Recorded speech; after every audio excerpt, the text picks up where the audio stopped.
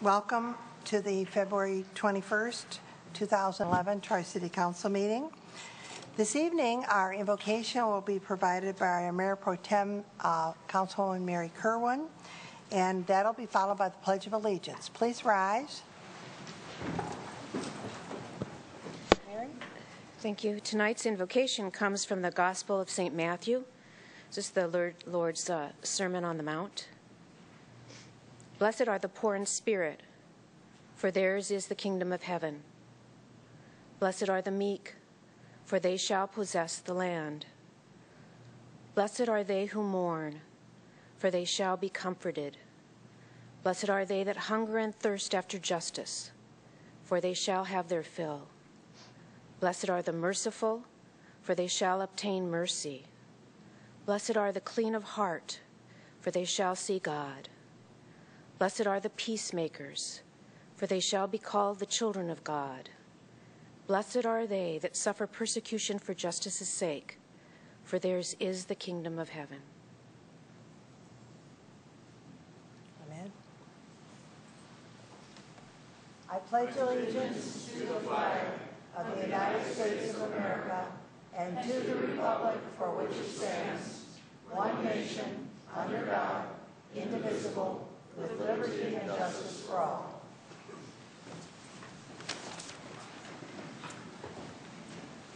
Thank you, Mayor Pro Tem Kerwin, for our invocation. May we have the roll call, Mrs. Plata? Mayor Schilling. Here. Councilmember Beltramini. Here. Fleming. Here. Howard-Lack. Here. Kerwin. Here. McGinnis. Here. And Slater. Here. Quorum present. This evening we begin with our presentations, and Cindy Stewart, on behalf of the City of Troy Employees Casual for a Cause program for the months of November and December, is going to present a check to the Troy Youth Assistance.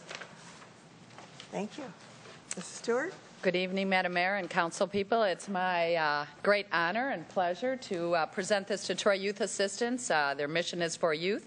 The employees raised $1,079 for the month of November and December, and that's very good because we have less employees. So I would say thank you. Our employees are very generous for Troy Youth Assistance. And if you want to tell them a little bit about... We'd love to. Thank you. I'm Leonette Seplowski, and I'm the chairperson of Troy Youth Assistance, and I'm joined this evening by Troy Youth Assistance caseworker Karen Wansovich, and we're wearing our jeans tonight to show our appreciation to the city employees for their Casual for a Cause donation to TYA. We're very grateful for the donation, and we assure them that the money will be put to good use, strengthening youth and families through community involvement. Now that I have the opportunity to stand before the Troy City Council, however, I'd like to tell you a little bit about Troy Youth Assistance. On Friday this week, we're going to be sponsoring a winter warm-up after-school party for 30 Morse Elementary students. They're going to be treated to pizza and ice cream. They'll play relay games. They're going to be decorating cookies, making fleece blankets, and they're going to do all of this with their high school buddies from Troy High School and Athens High School. So we're joining the very young and those who are ready to move on to another career outside of Troy. I'd also like to take the opportunity while I'm here to invite all of you to attend a very special upcoming program that we're providing for preteens and teens and their parents on Wednesday, March 2nd at 7 p.m. at the Athens High School Auditorium. Pam Stencil is an internationally recognized abstinence spokesperson. We have presented her video program for at least the last 6 years. This year we're very excited to have Pam Stencil present in person, and our goal is to fill the Athens High School Auditorium next week, Wednesday. She's a phenomenal speaker. She really engages her audience. We invite you to join us. It's a program maybe for about an hour, hour and a half next Wednesday at the Athens High School Auditorium. I also hope that you've taken the time to read your invitation, to see the invitation. We've invited you to the kickoff reception for our first ever Troy Youth Assistance fundraiser. It's called Dollars for Education. The reception is on Tuesday, March 1st at 6 p.m. It's at the Troy School District Service Center. And in order for us to compensate for the loss of our funding for the city, from the City of Troy, we're sponsoring offering an outstanding opportunity for you to win up to $25,000. And we'll be selling 1,000 raffle tickets at $50 a ticket, and the sale will take place between March 1st and May 11th. And one prize winner will choose either 50% of the gross ticket proceeds to be directed to a 529 education savings plan, or a cash prize option as an alternative to the 529 plan, which would be equal to 40% of the gross ticket proceeds. We've invited our sponsors, including the City of Troy, the Troy School District, and the Oakland County Circuit Court Family Division to wish us well and to join us for refreshments and for the ceremonial sale of the first ticket before the Troy School District Board meeting on Tuesday, March 1st. We'd like you to come with your checkbooks in hand, please. And if you're not available to join us next Tuesday, raffle tickets will be available at the TYA office through May 11th. They will be at the Pam Stencil presentation next week, Wednesday, and we're going to be at parent-teacher conferences in March, too. Once again, thank you for the time at your meeting to thank the employees of Troy and to share the good work of Troy Youth Assistance. Thank you. Thank you. Nice to see you. Our next presentation, we're going to have Officer David Livingston come forward and Jim Santelli, am I saying it correct? From Traffic Improvement Association to present the MACP award to the police department. Good evening. Good evening, Honorable Mayor, Honorable City Council. Lieutenant Livingston from the Troy Police Department. I was in front of you about 7 months ago when I was asking to get the driving while distracted ordinance passed. And during that time, we've been working hard at our educational enforcement efforts to make the road safer. We presented our initiative to the Michigan Association of Chiefs of Police, and as a result, we received the grand prize from that association for the Excellence in Traffic Safety for 2010. With that grand prize, we received this plaque and a $15,000 grant to be used to purchase traffic safety equipment. And we'll be doing that probably within the next couple of weeks. But because this award says Troy Police Department, I wanted to stand in front of you and indicate that it's not just for the Troy Police Department. It was a collaborative effort between the Troy Police Department, the City Attorney's Office, City Management, and City Council. Because of your support, your vision, and your courage in passing this ordinance, which everybody knows it hasn't been a very it's a controversial ordinance, but nonetheless, that's not why you passed it. You passed it because it was the right thing to do, and it was the right time to do it. And I firmly believe that that's still the case. And as part of the police department, I assure you that we will continue our educational enforcement efforts to that end to make sure that the roads in the City of Troy are safe for everyone. The Traffic Improvement Association was also helpful in our initiative, and I have with me today Jim Santilli, who's Vice President of Operations for the Traffic Improvement Association. He wanted to say a few words on behalf of this award. Jim? Thank you. I just want to thank the Honorable Mayor and City Council members for allowing me to speak here tonight.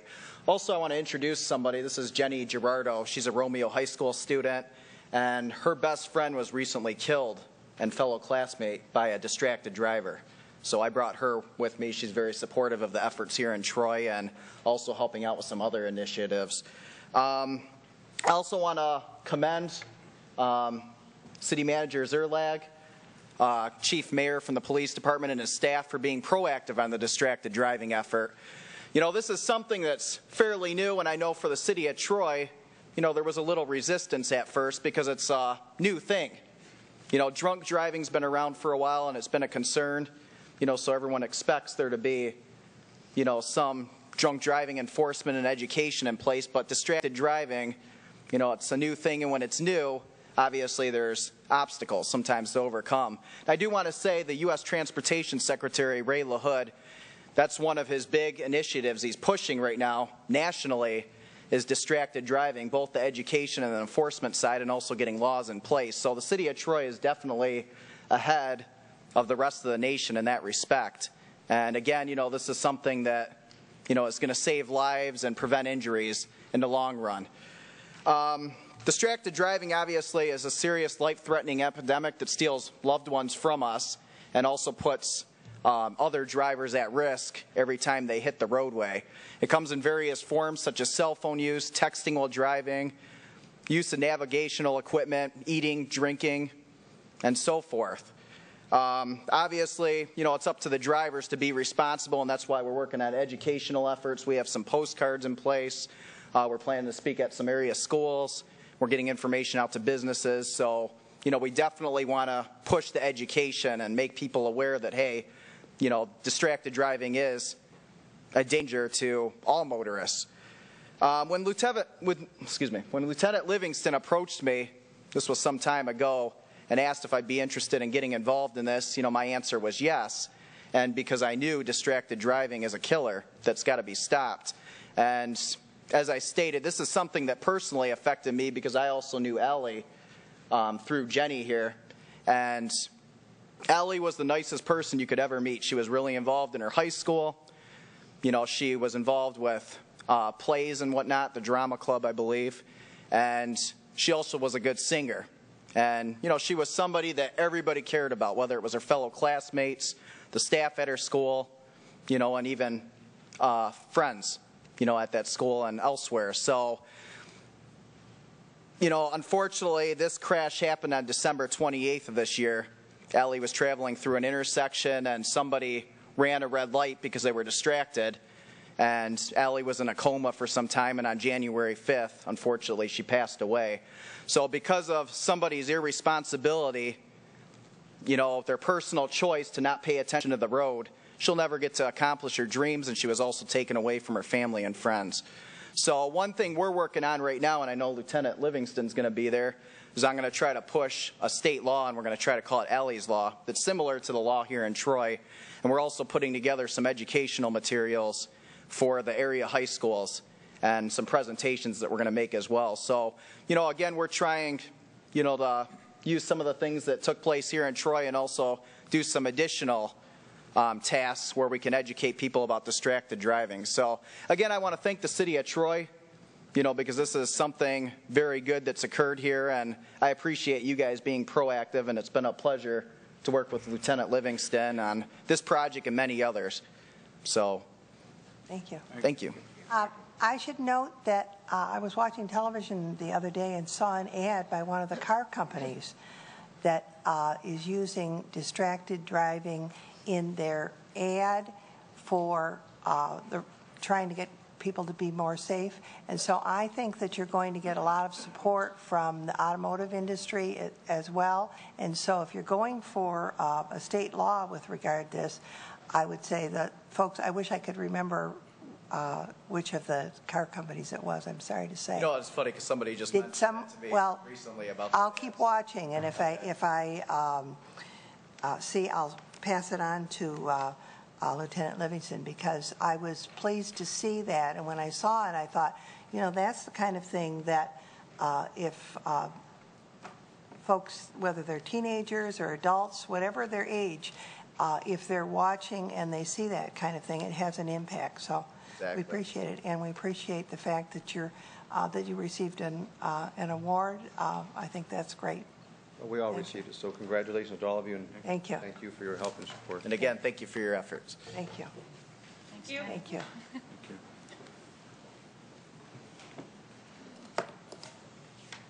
That concludes our presentations this evening. And there are no carryover items or public hearings this evening. Before we begin public comment, we do need to suspend our rules because we do have more than 15 people that have signed up to speak. So at this time, I move to suspend the rules to change our time from 5 minutes to 3 minutes for each speaker. Support. Moved by the chair, seconded by Mayor Pro Tem Kerwin, that we suspend the rules. Discussion? The vote, Mrs. Plata? Mayor Schilling, Yes? Councilmember Beltramini, Yes. Fleming, Yes. Howerlack, Yes. Kerwin, Yes. McGinnis, Yes. Slater. Yes. Motion passes. And so then I move that we change the time on each individual who wishes to speak from 5 minutes to 3 minutes in the public comment section. Support. Moved by the chair, seconded by Mayor Pro Tem Kerwin. Discussion? The vote, Mrs. Plata? Councilmember Beltramini, Yes. Fleming, No. Howerlack, No. Kerwin, Yes. McGinnis, Yes. Slater, Yes. and Mayor Schilling. Yes. Motion passes. Remember that public comment can be on items that are on the agenda or not on the agenda. And one thing I would like to remind folks, I know we've received communication from quite a few folks about H1. The only resolution that is before us this evening was the postponed item on H1, and there is not any other resolution with regard to that matter that is before us in our agenda this evening. I hope you'll keep that in mind as you make your comments. Therefore, because we have 15 people that have signed up, I'll go with our usual procedure. It moves a lot faster that way. I'll call the first 5 names. When we get to the 4th person, I'll call the next 5 before the 5th person speaks. So with that, we have Rob Kerrigan, Irv Wingrove, Josh Kegel, Deb DeBacker, and Sandra Burgess. Those are our first 5. So if those people could come up, please, behind Rob.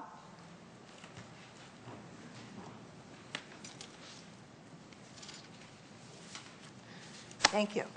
Good Madam evening. Mayor, City Council members, I am Rob Kerrigan, resident and voter in Troy since 1996. I'm commenting upon H1 and, in addition, the memo that City Manager Zerlog included in the agenda items for tonight. Is it not true that there was a special millage vote in spring 2010 that was defeated by the voters of Troy?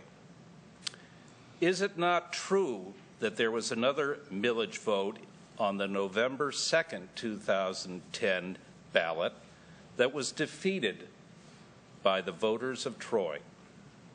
The voters of Troy want no new taxes. I hope the City Council will continue to think exhaustively, comprehensively, holistically, and seek new ways of doing business to achieve savings. Or, with all due respect to City Manager Zerlog, must we rely on an outside paid consulting firm, ICMA, to tell the voters and the citizens what is acceptable concerning people costs? According to the Zerlog memo dated 2/16, the City Council 2 years ago directed 10% savings in payroll costs, which has been accomplished for roughly 30% of employees. Is that adequate? What about the other 70% of employees? What about health care benefits and retiree cost reduction opportunities? The voters of Troy are convinced that there are further opportunities to reduce costs in our city. State and local governments around us realize that the status quo and marginal incremental moves won't work. Please join the enlightened, and operate our city more efficiently with no new taxes. Thank you. Thank you, Mr. Corrigan. Our next speaker is Irv Wingrove. Good evening. Good evening, all. Tonight we have 2 issues that have brought most of us here tonight. beginning with Councilman Harlick's resolution, which I hope is quickly rejected. I say that because as I dug into the details included in it, I just can't figure out why it was proposed in the first place. And if you attended or watched the special meeting on the 7th, you would understand. As Councilman Beltramini mentioned, it's like a family spending money for something not needed today when that money will be needed next year for a new roof. You can always watch that session in the council archives and make up your own mind. Next is Mr. Zerlog's memo outlining the choices council has to avoid closing the library in a few months. I know that many people just don't trust anything that comes from City Hall, but it's important not to attack the messenger, but to look at the hard facts. I understand that using the state library law causes many concerns at the table and with the public. Many are concerned about the creation of the independent board. Others are concerned about a millage being imposed upon them, especially after the recent vote. Still others argue that tonight is not the appropriate time and place to do this because of the impact on our wallets, which lessens available money from us to support more essential services down the road. None of us speaking here tonight wants the library to close, and none of us here are in love with option one. However, many of us fear that once the library is closed, it may never reopen, which would be a tragedy. We recognize that option one is a stopgap solution since the millage has a short duration. And if using that option is the only way to avoid closing, it must be debated. One absolute that we now understand is as revenues continue to fall at a much faster pace than all reasonable expenses can be cut, we're seeing serious consequences. A lot of us did not pay attention when we were first alerted of that impending storm. But now that the storm is here and not going away, we are seeing the damage, not just with the library, but emergency responders, snow removal, street repairs, and so on. So now the logical plan is to bring this back to the voters, starting with a full understanding of the issues supplied by the city and council, and then a series of simple up or down votes on each service. A yes vote means we keep it and agree to pay. A no vote means we close it down. So if option one is the memo that at least bridges that gap and gives us a decent chance to keep the library open, it deserves debate and support. In my home, that means giving back about $90 of the $500 reduction we received so far. I can live with that for the good of the city. Thank you all. Thank you. Josh Kegel is our next speaker. Good evening. Good evening. I've been a Troy resident for 8 years, and in 2008 I attended the Citizens Academy, and back then that was before many of the reductions in personnel, and I was very impressed with the efficiency and the very low overhead. I remember there were 3 full-time purchasing personnel at the time for the entire city, and I was able to learn about the Department of Public Works and Transportation and some of the nationwide awards they have won and their ability to partnership with the city of Clawson and with other municipalities to bring revenue back in. In November, we had an election that was complicated with amendments, with other ballot initiatives where there was unquestionably a fraudulent collection of signatures. There was a flyer that went out with information that was factually incorrect about compensation levels of some people, and we received a letter from an elected official that had specious information. And now here we are. Just a few years ago, we were rated the #1 place to live in the state, and we're looking at our library closing in less than 3 months. It's like some kind of cruel farce. And even though I was laid off a couple weeks ago, I'm more than willing to pay a few more dollars a month to keep the library going. We're in a very competitive global economy. Every time you go to the library, you see youth there, you see other people like myself who are laid off, who are trying to learn about opportunities, who are trying to advance themselves, and now we're having this debate. It's just ludicrous. If just 2.2% of the people who voted no in the fall on Proposal 1 had voted yes, we would not be having any of this discussion, just 2.2. So you think of those 3 factors that I just mentioned, and I think we have far more than 2 out of every 100 people who voted no on the first proposal in the fall would have voted yes if you had taken those out and had a fair and free and honest debate. Before I moved to Troy, I lived in the largest municipality in Michigan, and the level of service is down here. And now I'm here and it's up here. I don't agree with every decision that's been made by the council or by the city manager. I think the transit center is a very poor use of our time and our money, and I think some of the beautification projects could have been delayed. But take the bold action, do what you need to do to restore the full funding to the library. Myself, I'm willing to pay a few more dollars. My SEV just dropped. Everyone is willing to pay, because if the library closes, it's going to be a catastrophic loss for our community and for our future. Thanks for your time. Thank you. Next, we'll hear from Deborah DeBacker. Good evening. Hi. Good evening, Mayor and Council. First, I'd like to say is I don't understand how Waddles and Livernois are so bad. People are still getting stuck. And the Civic Center Drive is, the whole area around here is just wet, was salted and plowed. You have a lot of people getting still in trouble out there, and you're making this area spotless. I don't understand how you would worry about anyone on these little streets and leave Livernois and Waddles like they are. I'm here in opposition to the idea presented in John Zerlag's memo to you dated February 16th. It's the idea that you should raise taxes up to $1 million, as mentioned in item number 1. I think there's still several areas. I still support Councilman Harlach's resolution H1 and encourage you to vote yes on that. There's still money in fund balance that we could use, and you should update the budget for the newest pension plan numbers from the actuary.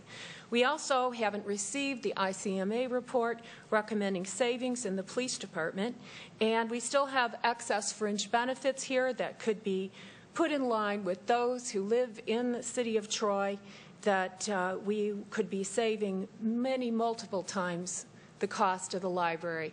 We should fall in line with our new governor and ask our city employees to get the same fringe benefits packages that the people who pay their paycheck get. I don't think that at all you've been going in that direction, though. Last week you voted yes on the early retirement plan for the upper level of salaried office level people that resembles golden parachutes, and I'm really worried that that's what that was all about.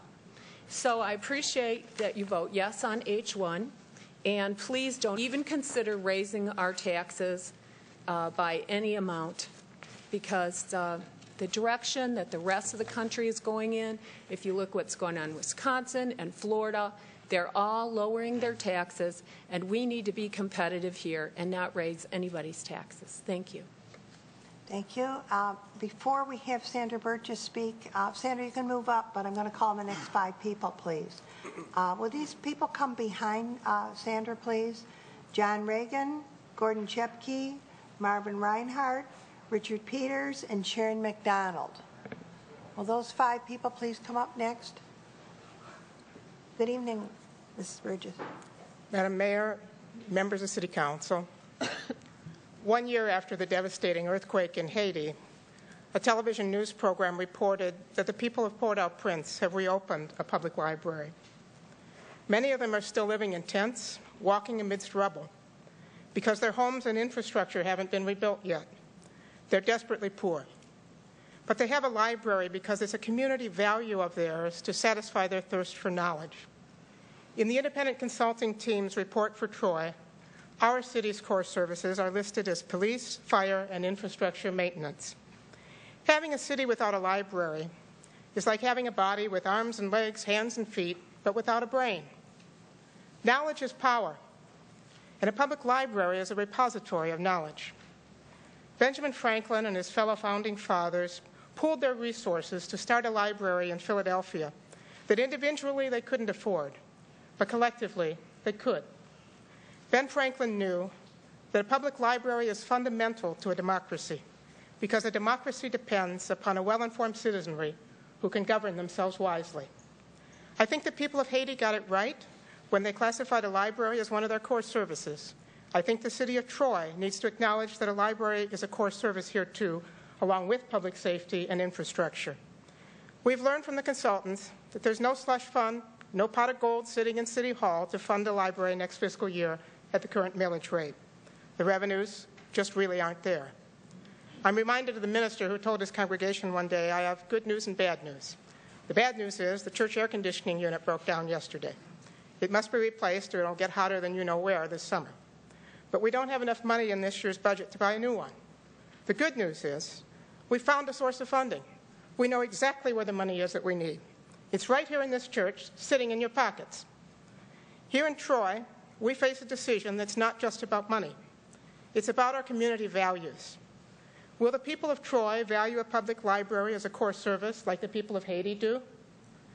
Or is having the third lowest millage rate in Oakland County so important to us that we're willing to let our library close and our streets go unplowed? Are our technological toys so dear, our lattes so sweet, that we can't forego a few to keep our library open and our city services full service?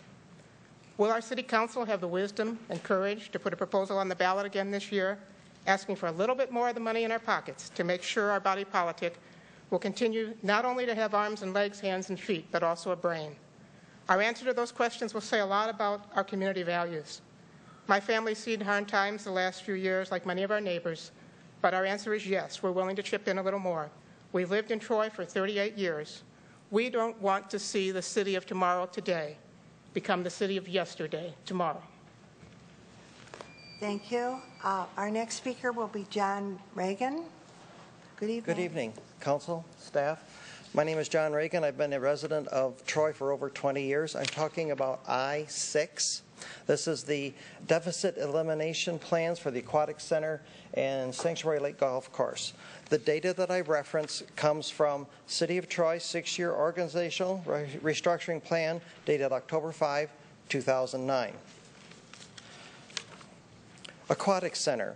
From the data from 2003 through 2009, the 7 years, the average revenue has been $446,000.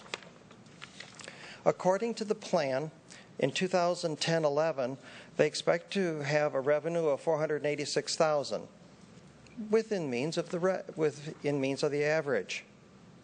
In 2011 and 12, they expect a revenue of $621,000. That's 28% increase. That's way off this chart.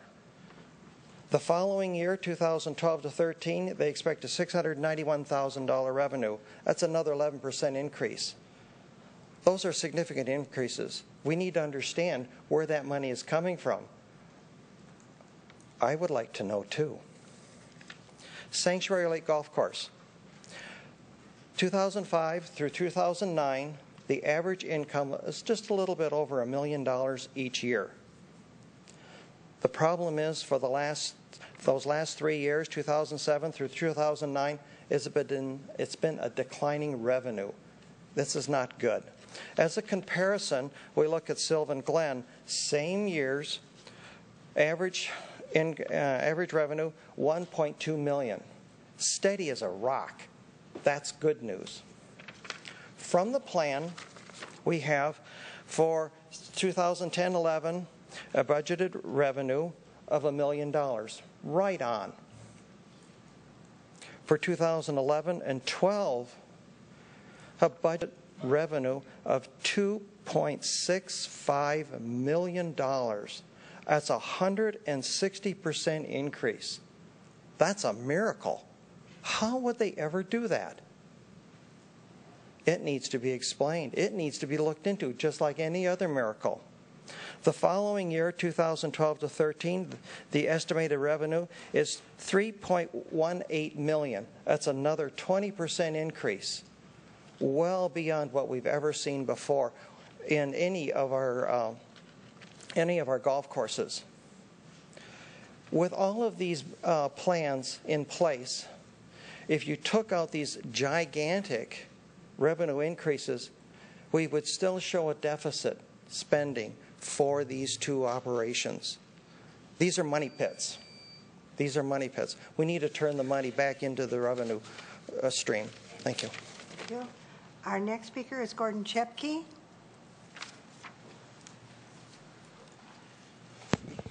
Mayor and Council, I come here tonight. I wasn't going to be here, but things have changed, and I was able to come at the last minute. I decided to come and address you.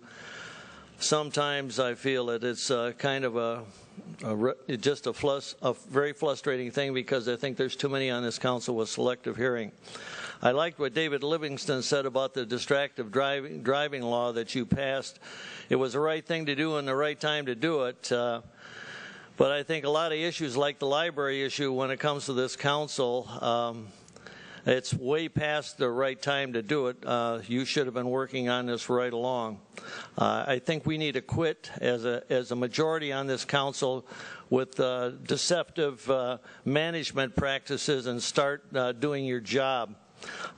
This council really amazes me. There's many on this council that do. Some are doing a good job. It reminds me, I always liked Magic Act. And Magic Act always points over here, look at this hand, Martin, I'm not pointing at you, while the deception is happening with the other hand. There's a lot of deception with this body of people here, and by golly, it's time to stop and get down and start representing all of the people of Troy. You need to start being responsible to the majority of the people in Troy, and stop just ramming and trying to shove your agenda down our throat. You don't have a printing press like the people in Washington, D.C. We're the printing press, and darn it, we're tired of it. We have other obligations too. We have our families, and we have our homes and other things to worry about, and we just can't keep on being raked over the coals and spending out egregious amounts of money with special elections and on petition drives and stuff, when you just turn a deaf ear to anything that the citizens say, and to come up with a new ultimatum like John Zerleg's H1. This is ridiculous. There's a way to solve this. We got to start working on it and be problem solvers, and not roadblocks in the way of having a viable city. Thank you. Our next speaker is Marvin Reinhardt. Good evening, Mr. Reinhardt. How are you doing, Madam Mayor, and the rest of the council? Oh, by the way, I believe you guys are one of the most honest city councils we ever had in the city of Troy, by the way. Also, like to congratulate Michigan for voting in the nerd. I think the Democrats rolled over. If you look at the definition of a nerd, he lives off his parents, and that's what he's going to do. He's going to tax our pensions, our private pensions. And they also just sit there and play it with themselves in front of the computer all day. I like to congratulate Detroit to find somebody better to represent Detroit, M&M, than Kwame. They brought a guy in from the suburbs to represent Detroit. That was another great move they did. Also, my CPA has told me that I should not give any money to any charity except my church, because most charities do not give the money and use the money for what they use it for. Also, I do drive around the city of Troy on a regular basis. I don't know if the boys back there see me, but I count the cars in all these bars. On the way up here, the Big Tavern bar is full. You can't get another car in it. Brahma Breeze is full. Marriott is full. So I believe that people in Troy want more taxes because they're drinking too much. So I think you guys should just automatically raise these taxes.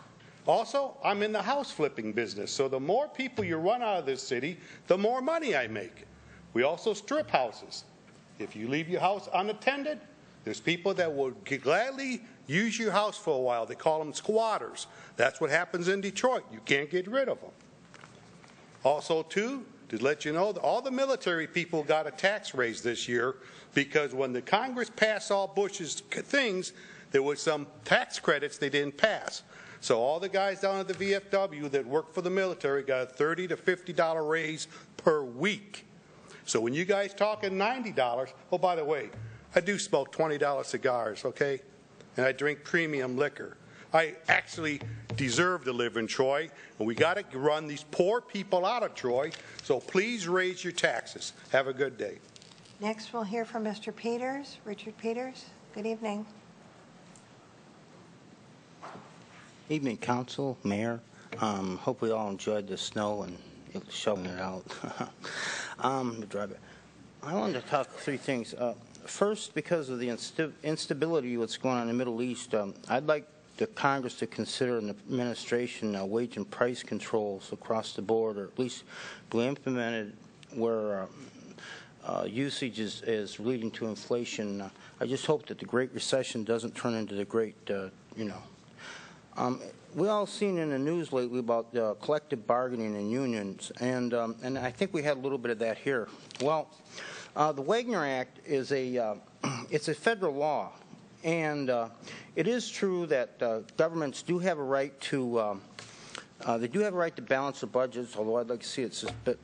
And they also workers have a right not to, I guess, strike.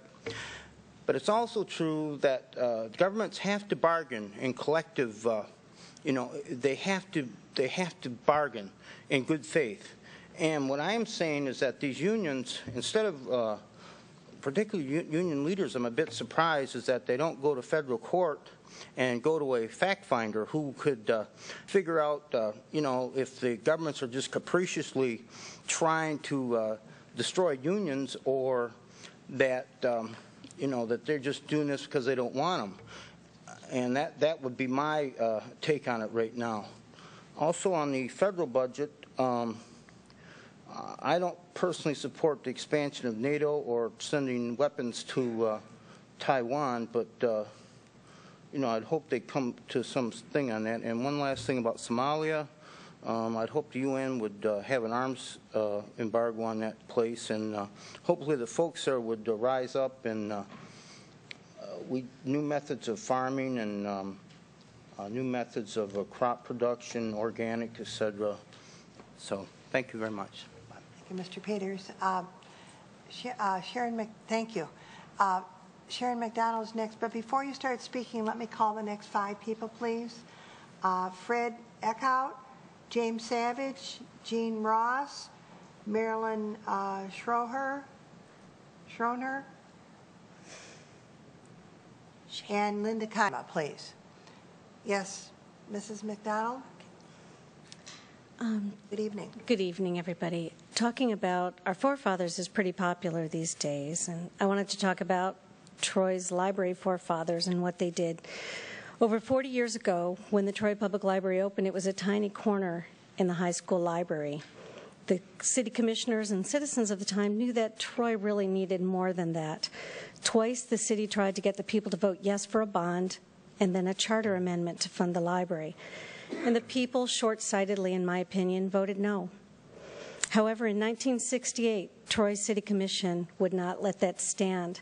So they wrote and approved a resolution to issue library bonds in order to raise $475,000 to build Troy's first real library.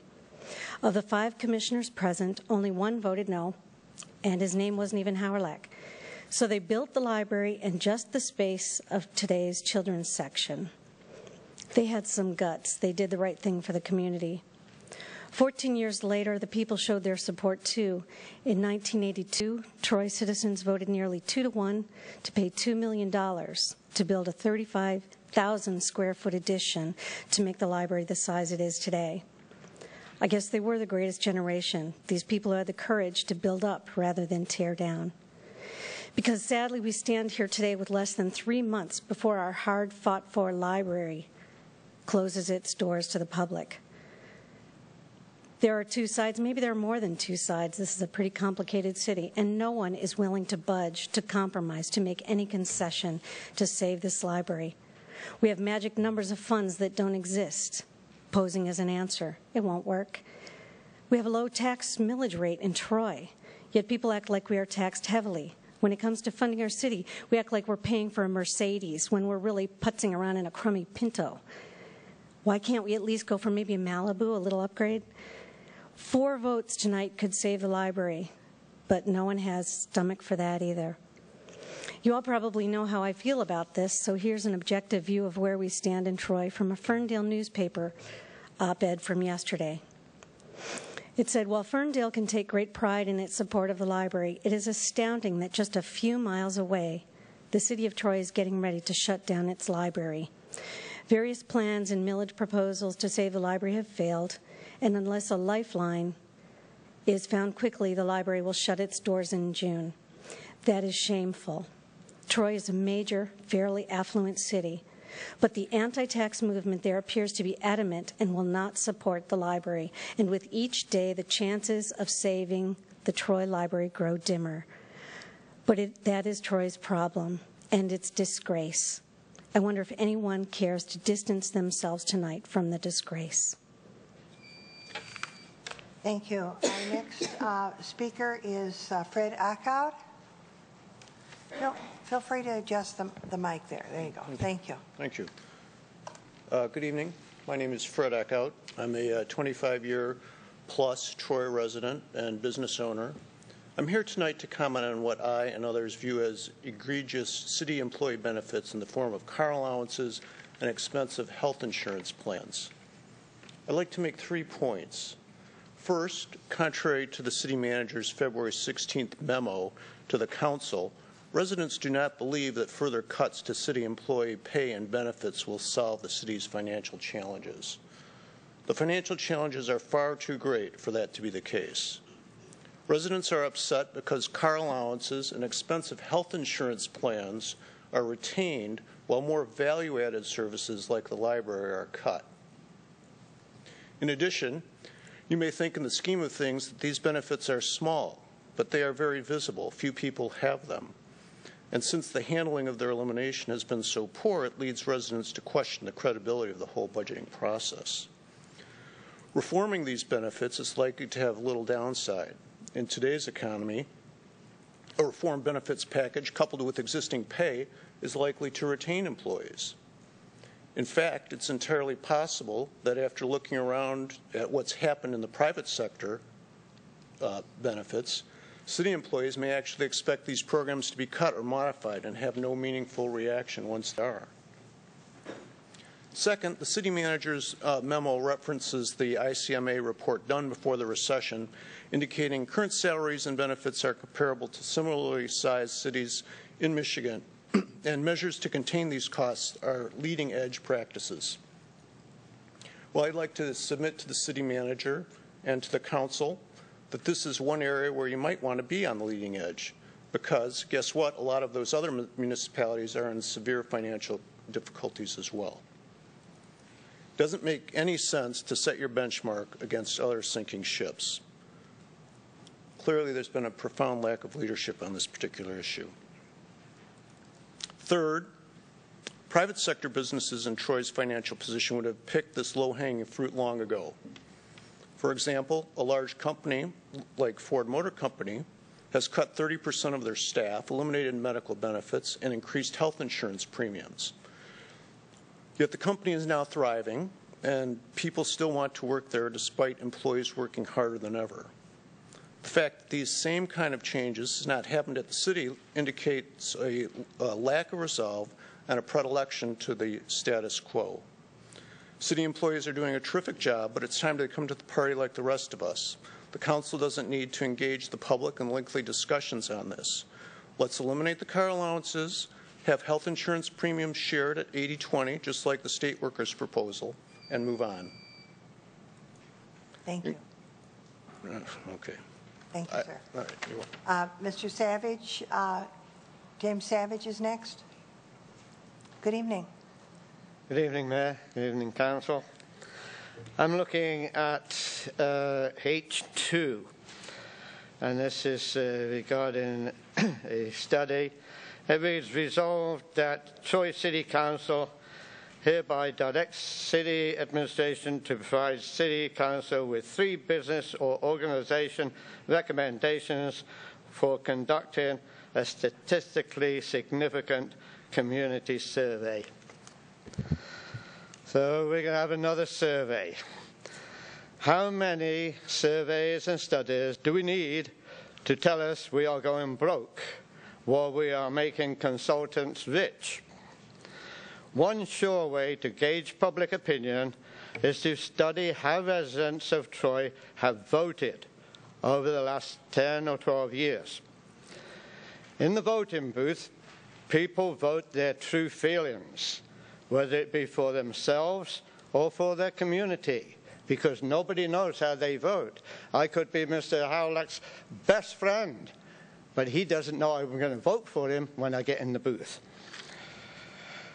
So, to suggest that thousands of people voted a certain way because Mr. Hawrelak told them to is ridiculous. I don't believe Mr. Hawrelak has such persuasive powers, or that Troy voters are that gullible.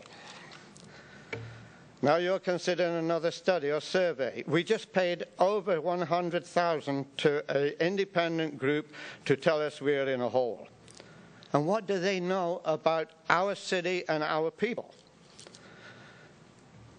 We paid $100,000 for a study on Big Beaver, $50,000 for a futuring study, $46,000 study to tell management how great they are, $2 million for a study on I-75, studies for convention centers, studies for the stadium, the interchange, transit center, pavilions, and the list goes on and on and on. If you added up the amount of money we have spent over the last few years on studies, there would not be a library issue. If you study the records, the Troy records, you will find that residents consistently voted against issues and policies initiated by the management. This is an indication of the lack of confidence that the residents of Troy have in their city leaders. It's my belief that if a vote was taken today to recall all council and fire the city manager, it would be an overwhelming yes. Thank you.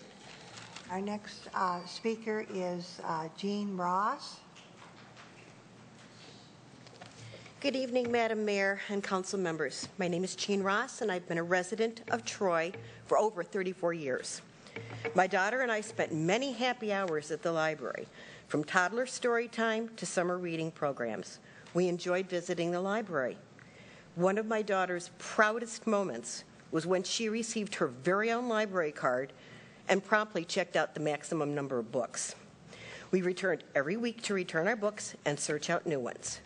Mrs. Avery spent many hours helping us search out appropriate materials for a very young and very avid reader.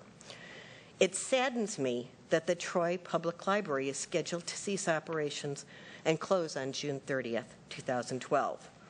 The City of Tomorrow Today will have to change their signs to read "Didn't listen" and "Don't care." I have a few questions for council members. Why are there no signs announcing when the library will close to patrons? If the date is June 30th to cease operations, patrons must be, banned from the library prior to that date. And why won't City Council levy the needed millage to keep the library open? You don't rob Peter to pay Paul. You are allowed to levy up to less than $1 mil without Troy citizens voting on the millage. The library should be considered a valuable part of our city's infrastructure. Given the current library budget of approximately $2.7 million and the number of Troy households listed at 38,750 and the average residential assessed value of $102,490, it would take less than $69.70 per household, or 0.68 mils, to raise the over $2.7 million and keep the library open.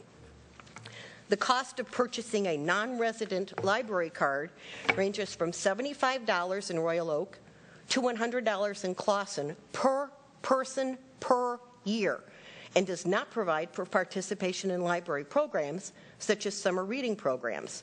And many local libraries do not allow non-residents to purchase library cards. Both the Baldwin, Birmingham Public Library and Rochester Hills Public Library have posted letters to Troy residents detailing what will happen when the Troy Public Library closes. What service will they provide? Essentially none. They will allow Troy residents to browse their collections, but they may not check out any materials. The libraries that currently allow Troy residents to get a non-resident library card with an active Troy library card may not continue that practice when Troy closes our library, and this includes the Bloomfield Township Public Library and the Clarkston Township Public Library. Most libraries do not provide cards for non-residents, including Birmingham, Madison Heights, Rochester Hills, Sterling Heights, and Southfield. Thank you. Linda, kind of come forward. Before you speak, I'll call the next five. Marilyn Shaner, is she here? Schoner, Edna Abraham, Dan Brake, Christine Hill, and Neil Yashensky. Those folks, please come up in order. Yes, Mrs. Kaima. Good evening, Mayor, Council. Well, I don't envy you this evening or in the future. You're damned if you do, you're damned if you don't. To quote recent press articles, Michigan cities are in crisis, staggered by a 1-2 punch of declining property values and dwindling state revenue. In fact, nearly 30 of them are close to bankruptcy. Unfortunately, it will take more than shared services, best practices, and lower legacy costs to make them and other troubled municipalities solvent. Barring a new way to finance local governments, cities must start examining now what services they can afford to provide and eliminate those they can't. Many localities are having upcoming millages to preserve services, all of which cities have higher millage rates than the city of Troy, and most of the increases are far higher than what was requested in Troy. With that in mind, I beg everyone, not just Troy residents, but all residents who vote, to do their homework and find the facts. For instance, at the last council meeting, Commissioner Potts made a statement indicating property values are not as bad as projected, after which a TCU member, I think it was Tom Burke, indicated this was 70% better than forecast, inferring things aren't that bad.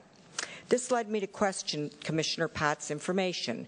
I emailed him, and he steered me to Mr. Dado, Brooks Patterson Executive Assistant. I personally spoke to Mr. Dado, who indicated the info is for the entire county. Also, residential properties are still dropping, and Troy is unique because they have 46 to 47% commercial industrial rental properties, which are also dropping at a stiff drop. They projected a decrease of 10% and beat it by 1%. 1% less, not 70. I urge people to look at the whole picture when making decisions. An example would be hearing someone trying to break in your apartment, and instead of calling the police, you look out the keyhole. And from what you see, you don't see anyone, and it's quiet, so it must be okay to go outside, only to find someone with a gun waiting for you. There was also a comment made by a TCU member that they weren't invited to a public meeting about a budget issue, which I happened to attend. Come on, it's a public meeting. Did you expect a personal engraved invitation? Remember, we're on a budget. Do your homework. Find out when things are happening and attend them. In conclusion, if the library closes, those citizens that voted no in November have only themselves to blame for not doing their homework. Shame on them. Thank you. Thank you. Our next speaker is Edna Abraham. Good evening. Good evening, Mayor and Council.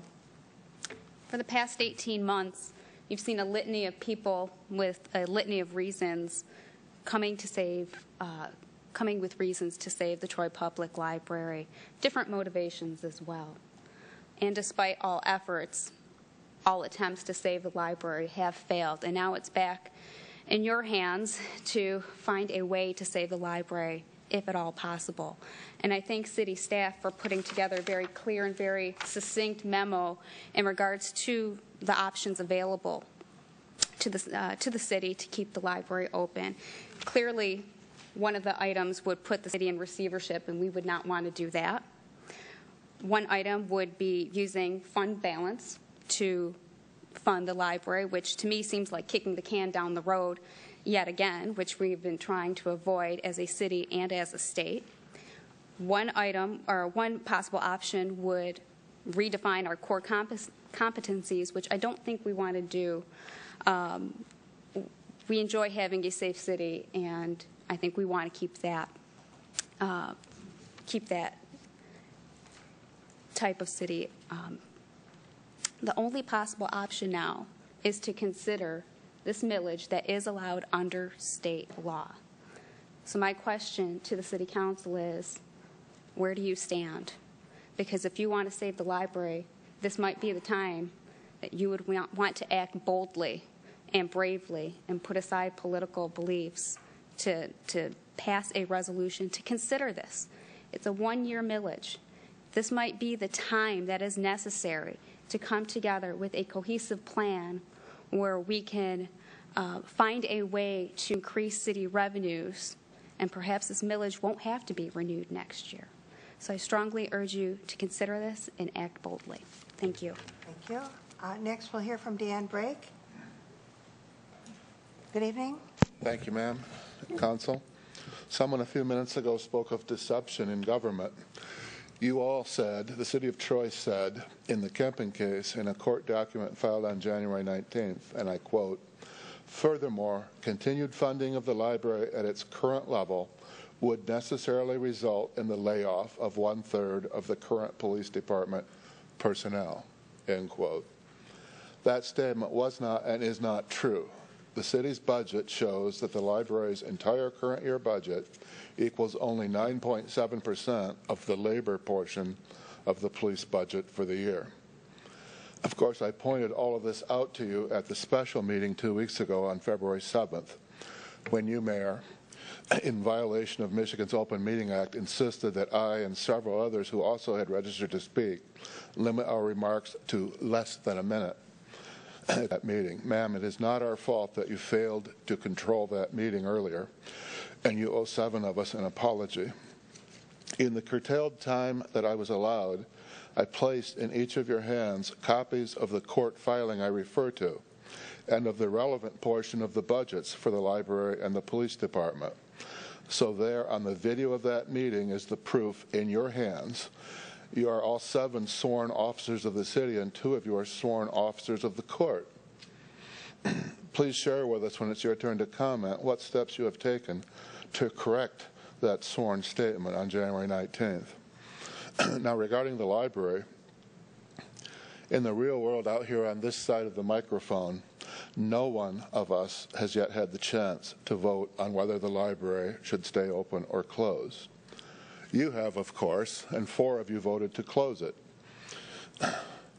You all saw when you voted to sue Ed Kempin and his petition in court, rather than let the people of Troy have a vote on keeping the library open, that we'd never get the chance to vote.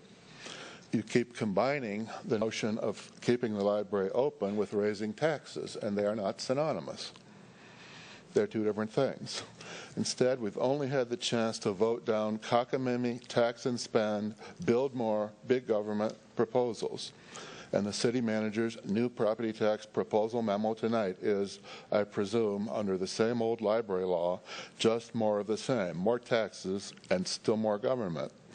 Please stop trying to punish the people of Troy for voting no new taxes 2 years ago.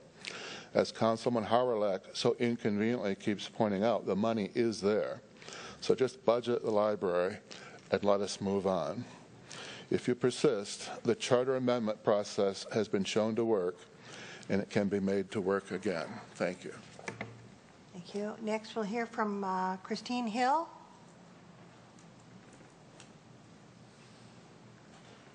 Hello, Madam Mayor, members of council, city staff, and the concerned citizens who are here tonight. So many people, meeting after meeting, don't like employee concessions the way it's going, don't like the way the streets are plowed. I understand some are city streets, some are county. The city used to help the county. We don't have any money for that anymore. Don't like the incentives for retirees. I understand that's not going to happen if it's not cost effective. If we're not going to save money, we're not doing that. I suggest that people, instead of just being angry, call the people involved in getting these things going. Call HR, ask about it. Call the director of streets, ask, what's the status? I think they're all being worked on, but it's good to get the information, get the status. I've mentioned here before that several years ago we moved from another city to Troy. The house here was double the size, Troy was a lovely place to live, and our taxes were the same. Great investment, no-brainer. Unfortunately, in 2008, our then council removed its own purview to incrementally adjust our super low millage rate. Since then, the voters short-sightedly rejected 2 millage increases that would have left intact some of Troy's superior and award-winning services and amenities. And you know what? If you don't buy a ticket, you don't get to go to the dance. And now, property values on which city taxes are based have plummeted. It's simple. The city's revenues are down. Our city leaders saw this coming quite some time ago and put plans into place to meet the challenge head on. From March of 2009 till now, city staff has been reduced by about 167 positions. More cuts to come. Obviously, less staff, services are going to suffer. The police department alone will be reduced by 47 positions. Bad enough, your house isn't worth much. You should at least be able to safely sleep at night in that house. We've heard people say city leaders have to cut spending. Cut spending? Seriously? Troy's general fund expenditures in 2009 were $62 million. The 2013 budget calls for $52 million. That is $10 million bucks. I'd say they're cutting spending all over the place. I wish the citizens would check it out on the city's website. There's a wealth of information there about exactly what's going on. Call a department head, tune up your civic responsibility, and see what's happening. This is our town. City tax revenues are down so much that we can't pay for the very things that make Troy, Troy, the very things we moved here for. Do your homework, look for the truth, get the information you can trust. Can we work together to keep Troy strong and work together toward a viable future? Thank you. Thank you. Neil Jasinski, good evening. Thank you, Madam Mayor. Esteemed City Council members and city employees. I'd like to first note that I have, as I promised, brought my daughter's petitions to keep the library open. She's up to 30. I'm not sure why you guys decided to run for leadership. I would imagine it wasn't to dismantle the city, but I voted for you because I put you in place because I thought that you would hopefully, when you had all the information, make the right decision. And I don't envy you. I really appreciate your service, and I think you have a very difficult decision. Now, some people will say that the people have spoken in the last election, and I don't really agree with them. 15,600 said no to Prop 1, and 15,000 said yes. So it's pretty close. But that aside, even if the people have spoken, I would urge each and every one of you to think very carefully and to consider and adopt the proposal to keep the library. I think back to George Washington, and one of his greatest victories was when he beat people and he crossed. There's a famous picture of him crossing the Delaware. And I would imagine what would happen if he gathered his troops together and said, hey, guys, who wants to cross this river in the middle of winter on Christmas Eve and go attack the Hessians? I'm guessing he would have lost that election. It would have been an unpopular thing. But you know what? It was a brilliant decision because it was unexpected. And because that sacrifice and that bravery allowed them to get an unexpected victory and really could have changed the whole course of the direction of the war. And so you have an option now. You can do maybe an unpopular thing and vote to add a millage to save the library in its current form. And I would urge you to do that because if you don't do that and the library closes, it may close forever. And the result of that may be that when a young family is choosing to decide whether to move to Troy or to move to Sterling Heights, they'll say, well, which one has a library? Oh, Troy doesn't even have a library? That was going to be very handy in the hands of real estate agents who want to use fear, uncertainty, and doubt about moving to Troy and will cause them to think twice. The end result of that may be that our property values decline further. And so the net result is, yes, we pay a little bit less in taxes, but all of our investments in our property goes down even further. And I would argue that since you are in a position of authority, that you guys should you have the best view of the information. As wise as all the members up here who are out there and they're passionate, they don't have as much access to information as you guys do. And so, you have, if you will, the punishment of leadership. And so I really encourage you to seek into your hearts and to do the best thing for Troy. Thank you very much for your time. Have a good day. If you'd like to give those petitions to the clerk, you may do so. Oh, you know what? I appreciate you mentioning that. We're still gathering petitions. In fact, my 7-year-old Eliana has started in first grade as well. So I promise to come back with even more petitions. But thank you, Madam Mayor. Charlene Feminino. Good evening. First thing I'd like to say is I really resent the pro-tax people constantly insinuating that the anti-tax people are lying or trying to mislead the public. The figures that they present are coming out of your own financial statements. So I have to say that right off the bat because I'm tired of hearing them bash Mr. Hawrylak and the anti-tax people for not telling the truth when that is not the truth. I think it's important that they pointed out that you're spending all this money on these studies that could have been used to keep the library open. In 2009, you spent $13 million on recreation. 2010, $12 million. That's more than a third of the police budget. So you have money for recreation, but you don't have money for the library. And you're constantly saying you want that transit center. Well, if you don't have money for the library, where are you going to get the money for the transit center? Is that another tax? I don't believe that you don't have the money because I'm looking at your financial statements. For 2009 and 2010, you lost $1 million on that nature center. Why is it still open? If the kids want to see squirrels, go up to Cranbrook. They would appreciate the business. What do we need a nature center for?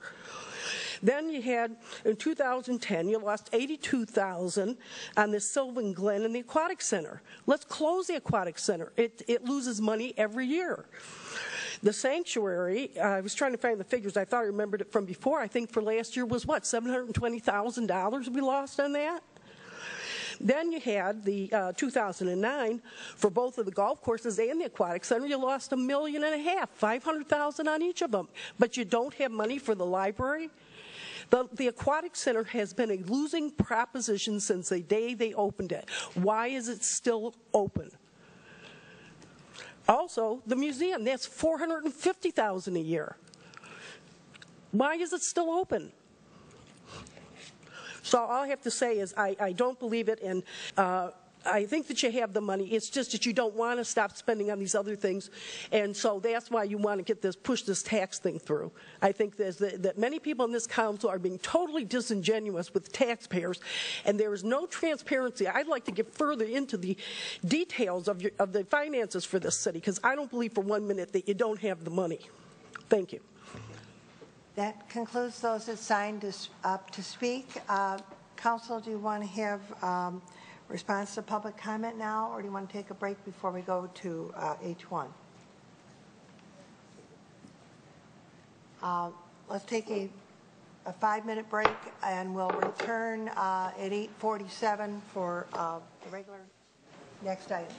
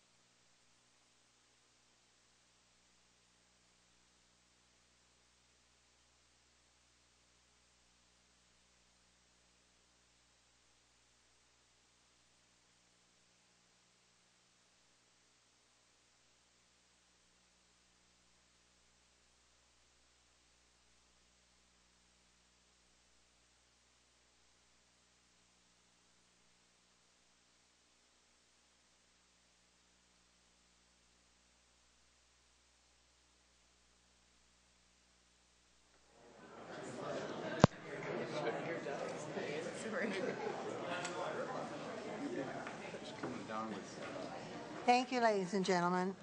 Council's back in session. Did anyone on council have anything on response? Do you want to go on to the next item? Okay, our next, Councilman Corwin, were you? I think that there may be some from. Pardon? No. Madam Mayor? Councilwoman Kerwin? Mayor Pro Tem Kerwin? There was a question that I think can be easily answered by staff. And one question had to do with why in the world would this campus have snow removed at a certain level? And I remember that it was at council's direction after we learned the priorities would be given to areas, I don't know, where the police department might be. And that's really how that came about, that there were some priority areas and included the police department. So this campus includes the police department. I'm just wondering that when people call 911, wouldn't they want them zooming out? But that was a decision. That was our direction. We considered that, and that's how that worked. I don't know if anybody else wants to comment about anything else. Anything else?